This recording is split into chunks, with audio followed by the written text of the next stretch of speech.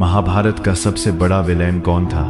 दुर्योधन, शकुनी या फिर धृतराष्ट्र की आंखों पर बंधी वो पट्टी?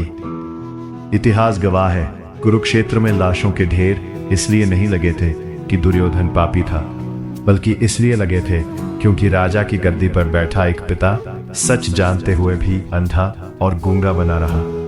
और आज ठीक यही महाभारत हर दूसरे घर में चल रही है। जब आपकी माँ और आपकी पत्नी के बीच घर के किचन से लेकर आत्मसम्मान की जंग छिड़ती है और आप धृतराष्ट्र बनकर कोने में छुप जाते हैं, तो याद रखिए आप अपने ही हाथों से अपने हंसते खेलते वंश के विनाश की स्क्रिप्ट लिख रहे हैं। आज आंखें खोलने का वक्त है। नमस्कार दोस्तों, स्वागत है आपका मन की बात गीता के साथ में। आज की वीडियो सिर्फ एक कहानी नहीं, बल्कि हर शादीशुदा पुरुष के जीवन का वो कड़वा सच है जिससे वो रोज भागता है। जब घर में माँ और पत्नी के बीच तनाव होता है तो अक्सर पुरुष एक सेफ रास्ता चुनते हैं, चुप रहने का रास्ता।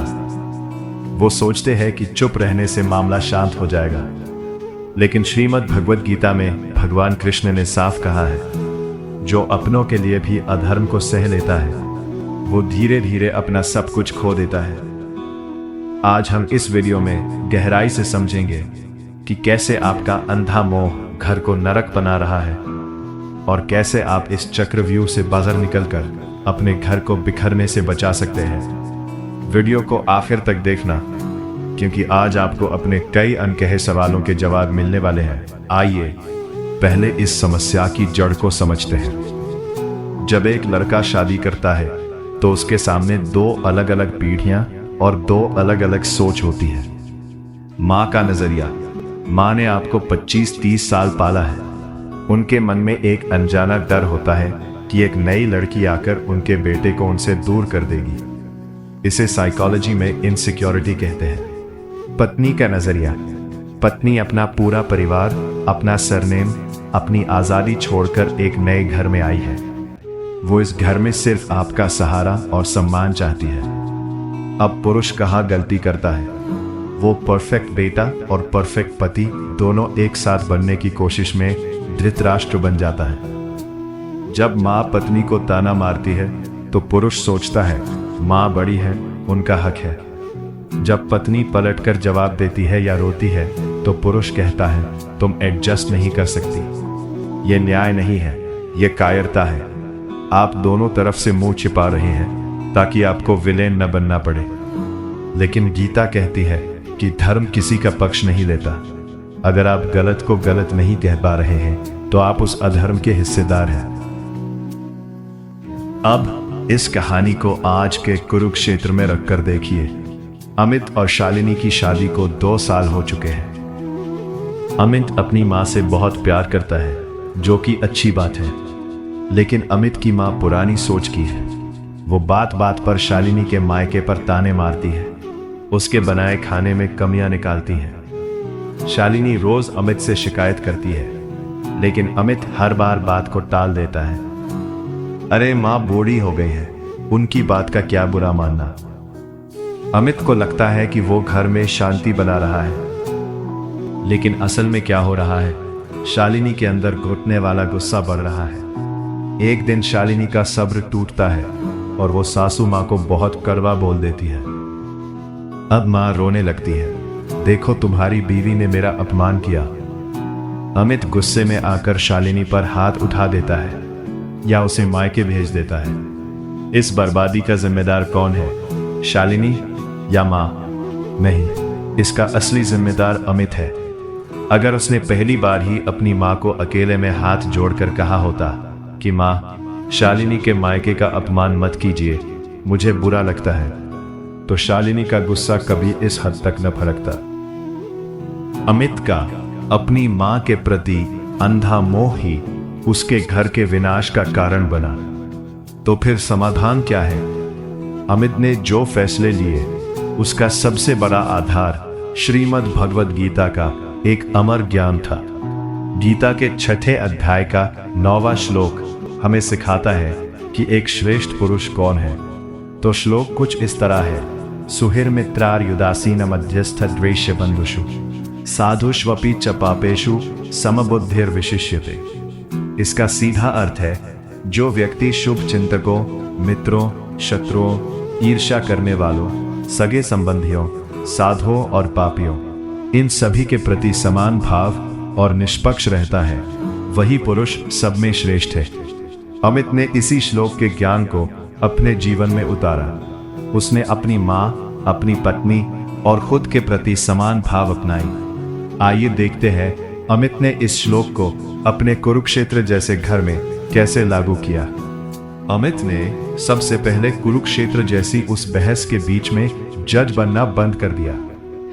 एक शाम जब किसी बात पर माँ और शालिनी के बीच फिर से बहस शुरू होने वाली थी, अमित चिल्लाया नहीं, वो शांत रहा। रात को जब माहौल पूरी तरह ठंडा हो गया तो अमित पहले अपनी माँ के कमरे में गया, उनके पैर छूकर पास बैठा, उनका हाथ थामा और बहुत प्यार से बोला, माँ, आप मेरी भगवान हो, आपके बिना मेरा कोई वजूद नहीं। लेकिन शालिनी भी अपना पूरा संसार छोड़कर मेरे भरोसे इस घर में आई है। जब आप सबके सामने उसे डांटती हो या उसके मायके पर ताना मारती हो तो दर्द उसे नहीं, माँ, आपके इस बेटे के सीने में होता है।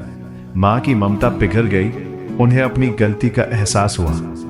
फिर अमित शालिनी के पास गया और अकेले में कहा, शालिनी, मैं जानता हूं तुम्हें बुरा लगा और तुम्हारी जगह मैं होता तो मुझे भी लगता, लेकिन वो मेरी माँ है, उन्होंने मुझे अकेले पाला है, उनका सम्मान इस घर की बरकत है। तुम थोड़ा सा सब्र रखोगी तो तुम्हारा यह पति हमेशा तुम्हारे साथ खड़ा रहेगा।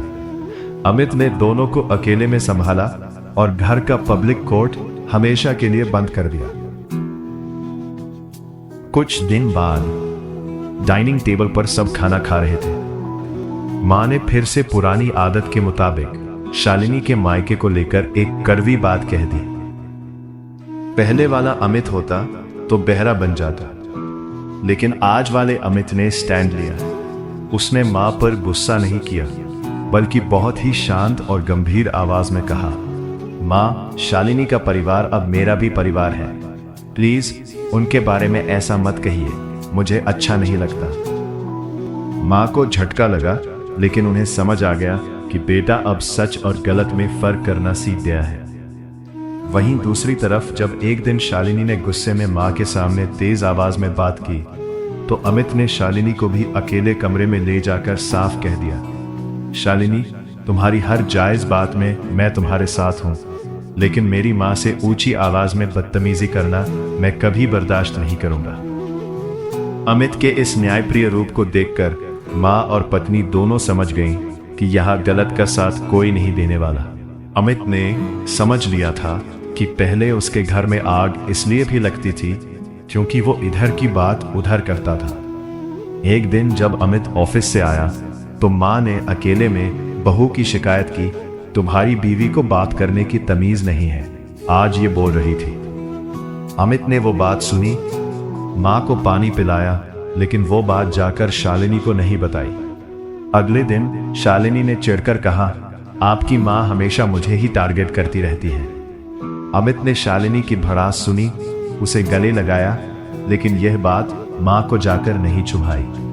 अमित दोनों के बीच का डाकिया नहीं बना, उसने नफरत की बातों को अपने अंदर ही दफन कर दिया और दोनों के सामने सिर्फ एक दूसरे की अच्छाइयां रखी। अमित ने गीता के इसी सार को जिया, रिश्ते अपनी जगह है लेकिन न्याय अपनी जगह है। जब अमित ने अंधा मोह छोड़कर सच का साथ देना शुरू किया तो अमित के घर में एक चमत्कार हुआ। मां के मन से यह डर निकल गया कि बहू बेटे को छीन लेगी, क्योंकि बेटा अभी भी मां की वैसी ही इज्जत करता था, और पत्नी शालिनी के मन में यह भरोसा जाग गया कि उसका पति कमजोर नहीं है, वो सही समय पर उसका हक और सम्मान बचा सकता है। जिस घर में कुरुक्षेत्र होने वाला था, अमित की इस कृष्ण नीति ने उस घर को फिर से स्वर्ग बना दिया। पूरी बात का निचोड़ यह है कि एक घर तब तक नहीं टूटता जब तक बाहर का कोई दुश्मन वार न करे। घर हमेशा अंदर की गलतियों से टूटता है। धृतराष्ट्र बनकर आंखें बंद कर लेने से मुसीबतें टलती नहीं हैं, बल्कि और बड़ी हो जाती है। मां को उनका आदर दीजिए, क्योंकि वो आपकी जड़ है। और पत्नी को उनका अधिकार दीजिए, क्योंकि वो आपकी अर्धांगिनी है। न्यायप्रिय बनिए, अंधा मत बनिए। अगली वीडियो में हम बात करेंगे कि कैसे हमारे अपनों का सब्र एक दिन अचानक सुदर्शन चक्र बन जाता है। हम समझेंगे महाभारत के शिशुपाल की उस कहानी से, जो अपने अहंकार में अंधा होकर मर्यादा की हर दीवार लांघता रहा, और जैसे ही उसने अपनी 100 गलतियों का कोटा पूरा किया, उसका अंत हो गया। आज आप भी अपने पार्टनर या परिवार के सामने जिस अहंकार में जी रहे हैं, याद रखिए, उनके सब्र का बांध कभी भी टूट सकता है। रिश्तों की इस आखिरी लक्ष्मण रेखा को पार करने से खुद को कैसे बचाएं, ये हम जानेंगे अगली वीडियो में। अगर आपको लगता है कि आज की इस वीडियो ने आपके दिल को छुआ है या आपको कोई सही रास्ता दिखाया है, तो इसे अभी लाइक करें। इसे अपने उस दोस्त या भाई के साथ जरूर शेयर करें जो आज इस कश्मकश में फंसा हुआ है। चैनल को सब्सक्राइब करके इस परिवार का हिस्सा बने और नीचे कमेंट में जरूर लिखिए जय श्री कृष्णा या अपने विचार कि एक पुरुष को ऐसे हालात में क्या करना चाहिए। तो इस वीडियो में इतना ही।